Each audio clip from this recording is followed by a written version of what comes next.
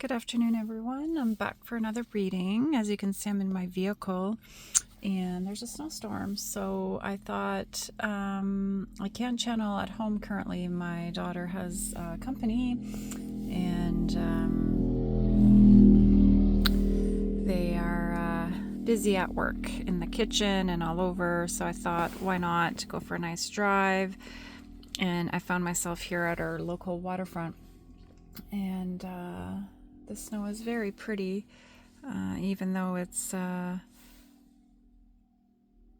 it's blowing wind and can't really see too much. But I would imagine that this is going to afford us an opportunity for some calm and quiet isolation to again go back to the drawing boards and think, because I'm getting here. The masculine showed up when I shuffled. I asked for only 3 cards because I didn't want this to be too long, and I ended up with 2 extra cards.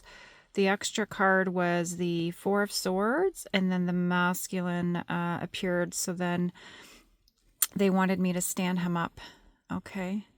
Because he needs backing and support here in order to be able to stand up for truth and to really be brave and strong, to be able to come forward to us and share whatever it is that needs to be shared here.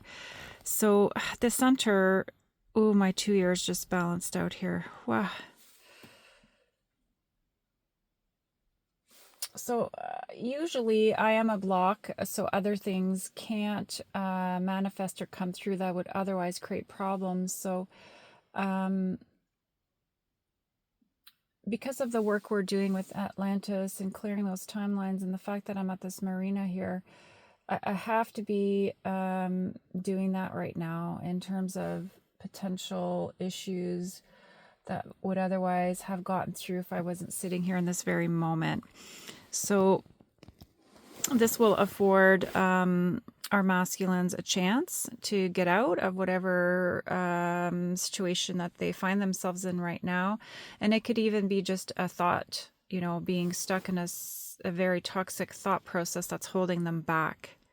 They have all the tools. The King of Swords and his power isn't someone to be messed with.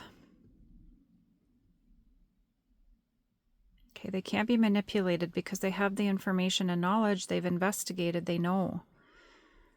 And he has his sword up. So this one here, I feel like the situation here is he feels like he needs to guard himself and look over his shoulder, because it's kind of leaning towards that shoulder there. And it's on the right side. So, not an easy situation, I feel. So looking back to the past here, they have a lot of regrets, and they know that they were dished out a big dose of karma, because I think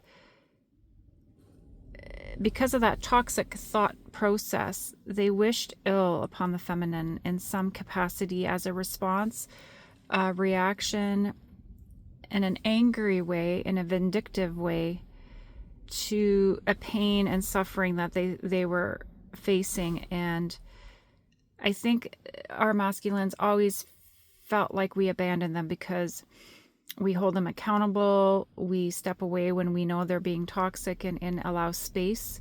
And then we allow the divine to manage things. So, I think this is an older energy. It's an older template as well.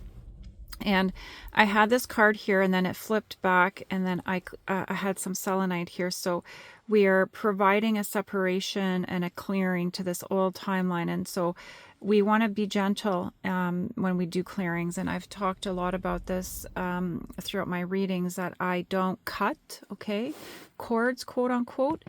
I'm always very, very gentle, and we dissolve and disentangle and things like that, but we don't cut, okay? We make sure we always send people with love and light, and I make sure that when I'm working with anybody, even if it's a darker energy, that there's support for that energy as well, especially if they're struggling in letting go, if it's a letting go type of a clearing that's required. So I feel like egg on their face, like they know they did wrong. They're standing up here. And they're willing to stand up. And I feel like this is the energy they're in today. Okay. If you haven't heard from your masculine, if he kind of disappeared again, this is why. Because the divine is not allowing him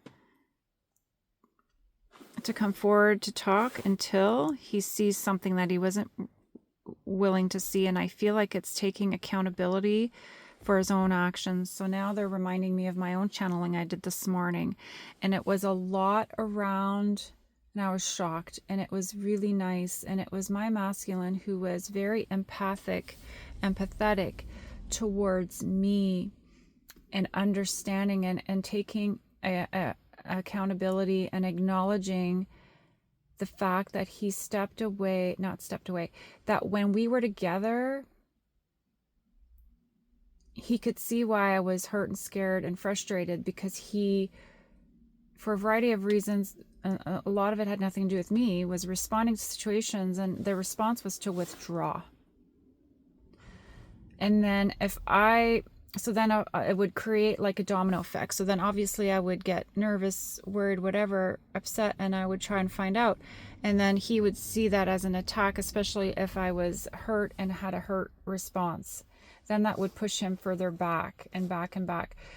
Now, I am not responsible for that. He was very clear with me this morning, telepathically, spiritually speaking, that he owns that. And fair enough, but I explained that I in turn own, and I need to, and I want to own my end of the situation back then, as well, with my wounding and the ways that I would have perhaps overreacted at times. I did not justify how his actions hurt me. That's not what I was doing, but I wanted to make sure that he understood that it's not all on him. Now, in the past, I felt like I was taking on everything, especially in these last, many, many years of healing. Anytime I would receive readings, and I used to do that. I don't do that anymore because I just channel for myself with my team. And I don't really need that so much because I've moved on. But a common message was that I was in a good place and I was okay and I was healing the way that I needed to, and I didn't do things in the way that I thought I did that caused our separation. And that's not to say that I'm not owning my stuff. That's not what that was. It's just that I think I carried a lot of that on my shoulders and it wasn't mine to carry. Meaning he hadn't owned up his half of the bargain at that point. And so this morning this came through. So that's really good. 1 second here.